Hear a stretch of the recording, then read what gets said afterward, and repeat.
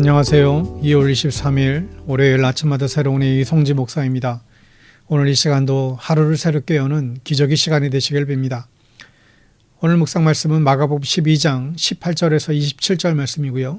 18절 말씀을 봉독합니다. 부활이 없다 하는 사두개인들이 예수께 와서 물어 이르되 아멘.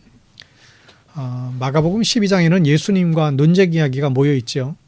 예루살렘 성전에서 대제사장, 바리새인, 사두개인, 헤롯 당 서기관들이 연합해서 예수님을 공격하고 있습니다.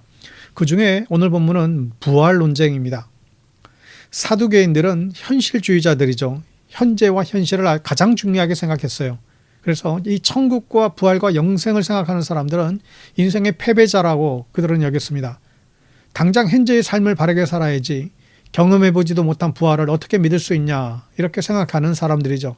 한마디로 사두개인들은 천국과 부활을 믿지 않았습니다. 이 사두개인들이 자신들의 가장 장점인 부활 논쟁으로 예수님을 공격합니다.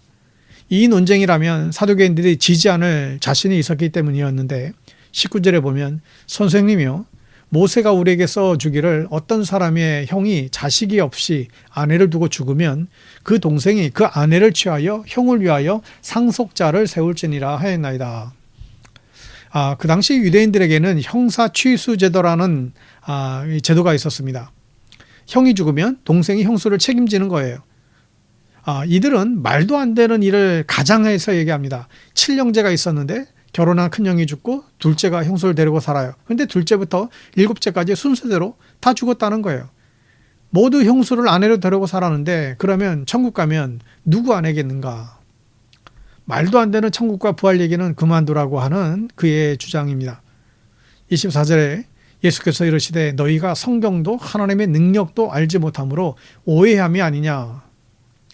예수님은 일단 이런 질문 자체가 의미가 없다는 말이죠. 그리고 이런 질문을 하는 것은 하나님의 능력을 믿지 않는다는 것입니다. 물론 궁금할 수 있죠. 그러나 이런 말장난으로 천국과 부활을 부정할 수는 없습니다. 여러분 하나님께서는 다 계획이 있으시죠. 하나님께서는 이 정도의 문제를 해결 못하실 분이 아니시죠. 우리는 스스로 좌절하고 스스로 하나님의 능력을 무시합니다. 이건 기도해도 안 된다고 스스로 확신해요. 이건 하나님 해결 못하신다고 엉뚱한 믿음을 갖고 살기도 합니다. 이 사두개인들은 하나님을 정작 믿지 않았던 것입니다. 믿음이 없으니 이런 질문으로 하나님을 무능하게 몰고 가는 거예요. 스스로 열심히 살면 세상에서 성공하고 살 수 있다고 생각하는 아주 교만한 사람들입니다. 여러분 주변에 이런 사두개인과 같은 사람들이 정말 많이 있습니다. 기도를 하느니 일을 열심히 해라. 기도를 열심히 하는 시간이면 공부를 더 열심히 해라. 맞는 것 같지만 성경도 안 믿고 하나님의 능력도 전혀 믿지 않는 그런 사람들의 모습인 것이죠. 하나님께서는 저 정도 문제를 못 해결하실 분이 아니십니다. 하나님께서는 내가 근심하고 염려하는 그 문제도 분명히 해결해 주실 수 있는 분이시죠.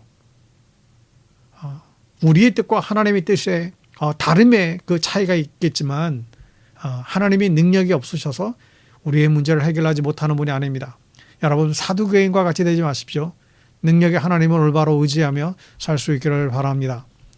25절에 보면 사람이 죽은 자 가운데서 살아날 때에도 장가도 아니 가고 시집도 아니 가고 하늘에 있는 천사들과 같으니라. 천국을 만드신 천국의 증인 되신 예수님께서 답을 주셨어요. 천국은 가족관계로 묶인 곳이 아니라는 것입니다. 가족 중심으로 자기 가족만 챙기는 이기적인 곳이 아니라는 것이죠.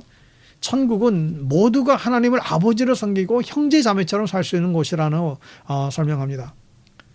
우리가 육신의 몸을 입고 살았던 이 가족이 없어지는 것은 아니지만 가족에 묶여서 사는 곳이 아닌 그것을 초월한 그런 세상인 것이죠.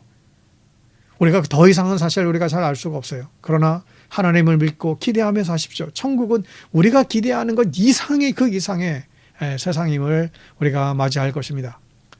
27절에 하나님은 죽은 자의 하나님이 아니요 산 자의 하나님이시라 너희가 크게 오해하였도다 하시니라. 하나님의 이름 중에 아브라함의 하나님, 이삭의 하나님, 야곱의 하나님 이 이름이 있죠. 이 이름은 아주 흔한 하나님의 이름이에요. 그 이름을 예수님께서는 충격적으로 재해석하셨습니다. 참 이것은 사람이 머리에서 나온 해석이 아니라 정말 예수님께서 하나님이시게 하실 수 있는 대답인 것이죠. 아브라함, 이삭, 야곱이 죽은 지 오래됐지만 그래서 우리가 그들을 만날 수는 없죠. 우리들은 죽은 사람을 만날 수 없지만 그들은 우리에게는 죽은 이름이 되었는데 하나님께는 다르다는 거예요. 그들이 죽었지만 지금 하나님 품에 있는 사람이라는 것입니다. 죽으면 끝이라는 생각을 인간의 부족한 능력 때문에 갖게 된 생각이죠. 그러나 하나님께는 죽은 사람이 없습니다. 그저 옮긴 사람만, 이 땅에서 하나님의 품으로 옮긴 사람만 있을 뿐이에요. 이 땅에 살다가 천국으로 옮긴 사람들만 있는 것이죠. 하여 하나님은 산 사람들의 하나님이십니다. 죽은 사람의 하나님이 아니신 것이죠. 사두개인들은 자신의 경험에 입각한 믿음이었습니다. 자기가 이해할 수 있고 경험한 것만 믿었습니다. 그러면 부활이나 천국이나 영생 같은 것은 믿을 수가 없습니다. 이해가 안 되고 경험도 할 수 없기 때문이죠. 믿어야 천국을 가는데 믿지 못하면 천국 못 가는 것입니다. 여러분, 내 머리만큼 믿는 사람이 되지 마세요. 내 머리를 넘어선 믿음을 갖고 살아야 됩니다. 이해가 안 되는 것은 믿음의 대상이에요. 분명히 믿을 만한 분이 이야기를 하면 내 머리가 부족해서 이해가 안 되면 우리는 그것을 믿을 수 있어야 됩니다. 여러분, 사두개인과 같은 교만한 믿음을 갖고 사는 것이 아니라 큰 믿음으로 천국과 영생을 바라보며 살아갈 수 있게 되기를 예수님의 이름으로 축복합니다. 기도하겠습니다. 주님, 우리들의 믿음이 사두개인의 믿음과 같이 참 부족할 때가 있습니다. 내 머리로 믿으려고 하고 내 경험을 믿으려고 하는 우리를 불쌍히 여겨 주십시오. 천국과 부활과 영생을 믿고 살기를 원합니다. 이것이 우리의 소망이 되기를 원합니다. 주님을 믿는 믿음으로 이 모든 것을 믿게 하여 주옵소서. 하나님께서는 죽은 자의 하나님이 아니요 산 사람들의 하나님인 것을 또한 믿습니다. 능력의 하나님께서는 삶과 죽음의 경계가 없는 줄로 믿습니다.